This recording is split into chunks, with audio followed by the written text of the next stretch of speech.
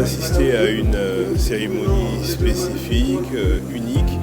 parce que nous avons eu le privilège justement d'être aux Nations Unies et avoir été confrontés à l'ensemble des pays de la planète. Aujourd'hui, alors que la République du Congo passait à l'examen périodique universel, nous avons eu le bonheur de nous apercevoir que l'essentiel des préoccupations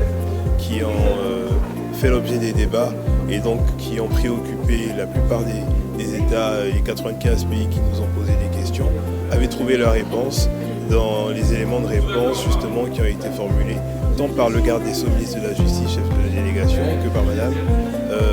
la ministre de la Promotion de la Femme, qui elle, justement, a eu le bonheur en ayant justement eu le privilège de parler de la loi Mouebara. Alors ainsi que vous le savez, un peu plus de la moitié des intervenants sont revenus sur la loi Mouebara. C'est la preuve que c'est une exclusivité congolaise à l'image de ce qui est fait pour la protection des droits de la femme. Et nous pouvons nous satisfaire aujourd'hui que cette loi ait traversé les frontières et qu'elle fasse unanimité au niveau planétaire. Et nous pensons que le Congo, de ce point de vue, peut inspirer, peut être source d'inspiration pour d'autres pays afin que davantage de choses soient faites pour la protection des minorités, des femmes et aussi des jeunes, puisque les enfants ont également été abondamment cités. Et nous fondons beaucoup d'espoir sur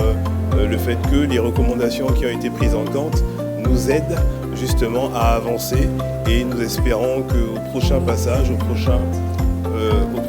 passage justement ici à Genève, la République du Congo sera davantage notée. Il est important de relever au passage